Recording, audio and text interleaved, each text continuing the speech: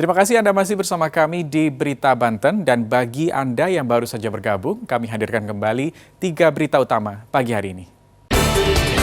Pasutri tertembak peluru nyasar polisi.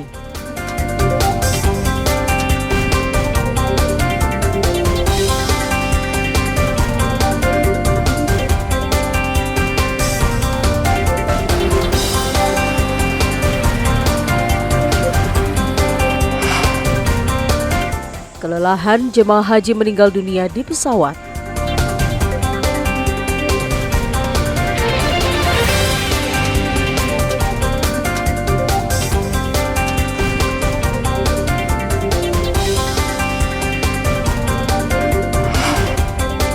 Limbah disulap jadi pupuk tanaman.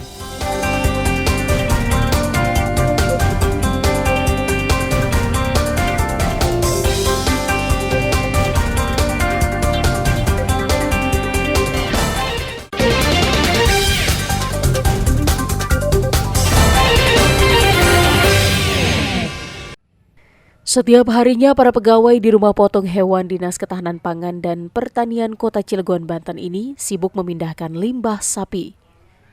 Kotoran sapi yang sudah dikumpulkan kemudian dikeringkan lalu difermentasi selama 2 bulan untuk dijadikan pupuk organik. Seminggu sekali pekerja di tempat ini akan menyiram pupuk yang belum jadi untuk meningkatkan kandungan mineralnya dengan menggunakan cairan probiotik serta molases. Hal itu dilakukan agar pembuatan pupuk bisa lebih cepat demi memenuhi kebutuhan petani di wilayah Kota Cilegon. Ide pembuatan pupuk organik ini muncul usai petugas di RPH diprotes warga karena baunya yang mengganggu. Selain itu, pemanfaatan limbah sisa pemotongan hewan ini juga untuk menjaga lingkungan agar tidak tercemar. Pupuk organik yang berasal dari kotoran hewan itu biasanya dibagikan ke petani secara gratis. Pegawai juga menganggap pupuk ini memiliki kandungan mineral yang tinggi untuk menyuburkan tanaman. Tak hanya sebagai kompos, pupuk setengah jadi juga digunakan sebagai media ternak cacing ANC atau African Night Crawler. Cacing jenis ini biasanya digunakan warga untuk umpan memancing atau pakan ternak ikan. Untuk kebutuhan ternak cacing, warga hanya cukup menebar fermentasi kotoran sapi tersebut yang akan dijadikan media ternak. Cacing tidak perlu diberikan makanan lagi karena telah mendapatkan asupan makanan dari limbah tersebut.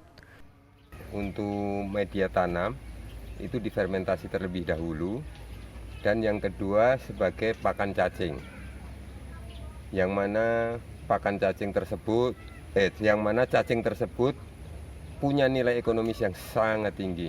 Salah satunya sebagai bahan baku kosmetik. Di samping itu, pengembangan ke depan kita akan sebagai pakan lobster air laut, yang mana memang masih direncanakan, semoga nanti terlaksana dengan baik. Fermentasi kotoran sapi yang belum tercerna itu kini menjadi tumpuan para petani untuk mengembangkan pertaniannya. Pegawai bahkan kewalahan memenuhi kebutuhan tersebut lantaran permintaannya yang tinggi sementara produksinya terbatas.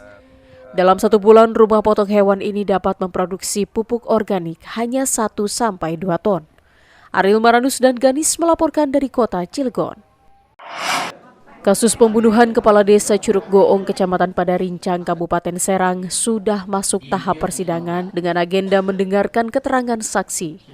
Persidangan sendiri dilakukan secara daring, sementara saksi-saksi berada di dalam ruang sidang. Awal perkara terungkap dalam persidangan yakni karena korban memiliki hubungan gelap dengan istri pelaku sehingga pelaku naik pitam dan menyuntikkan racun ke tubuh korban. Istri korban menuntut keadilan atas perbuatan pelaku dan memintanya dihukum sesuai aturan. Sampai sejauh ini sudah berjalan dengan lancar, sesuai dengan yang diharapkan. Semoga hasilnya pun sesuai dengan yang diharapkan.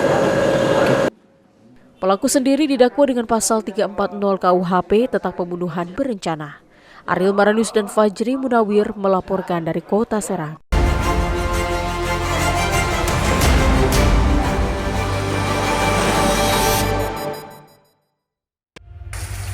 Ratusan rumah di pemukiman Cikande Permai, Kecamatan Cikande, Kabupaten Serang kembali terendam banjir setelah diguyur hujan deras selama lebih dari 2 jam. Ketinggian air bervariasi antara 30 hingga 50 cm. Padahal sebulan lalu daerah ini juga terendam banjir. Tidak hanya di jalan komplek, banjir juga masuk ke beberapa rumah dan merendam perabotan. Banjir yang terjadi di perumahan ini seringkali terjadi setiap kali turun hujan. Banjir disebabkan buruknya drainase yang mendangkal dan menyempit akibat pembangunan rumah. Warga sebenarnya telah berulang kali mengeluhkan kondisi tersebut ke pihak terkait, namun hingga saat ini belum ada penanganan. Inilah video CCTV yang memperlihatkan dua pencuri membawa kabur sebuah motor pegawai yang diparkir di salah satu gerai makanan di Kelapa II, Kecamatan Kasemen, Kota Serang. Dalam hitungan detik, keduanya langsung kabur usai membongkar lubang kunci saat keadaan sepi. Saat hendak tutup toko, korban baru sadar jika motornya hilang. Kemudian korban melihat CCTV, motor sudah hilang sejak siang. Korban langsung lapor ke polisi. Kebakaran lahan di Kampung Kibabang, Kecamatan Cikande, Kabupaten Serang membuat panik warga yang berada di sekitarnya. Kepulan asap tebal menyelimuti lokasi tersebut. Lahan terbakar terjadi saat matahari terik, rumput yang mudah terbakar beserta angin kencang membuat api semakin membesar. Warga panik dan melaporkannya ke pemadam kebakaran. Petugas damkar mengerahkan 3 unit mobil ke lokasi untuk memadamkan api yang terus menyambar hingga mendekati pemukiman. Lahan yang sangat luas menjadi kendala petugas. Beruntung kobaran api dapat dipadamkan setelah 2 jam berjibaku dengan kepulan asap. Badan Penanggulangan Bencana Daerah Kota Tangerang mengevakuasi pria penderita obesitas di Kunciran, Kecamatan Pinang, Kota Tangerang. Petugas yang dibantu warga harus menggunakan troli untuk membawa pria tersebut ke mobil. Cipto Raharjo berusia 45 tahun mempunyai bobot lebih dari 200 kg. Ia terkulai lemah sejak 3 hari terakhir akibat berat badan dan kaki yang banyak luka. Keluarga meminta bantuan petugas BPBD karena kesulitan untuk membawanya ke Rumah Sakit Umum Tangerang. Menurut sang adik, Cipto mengalami obesitas sejak 10 bulan terakhir. Awalnya berat badannya 180 kg dan semakin bertambah. Selain itu, penderita juga mulai drop sejak 3 hari terakhir sehingga tidak bisa berjalan.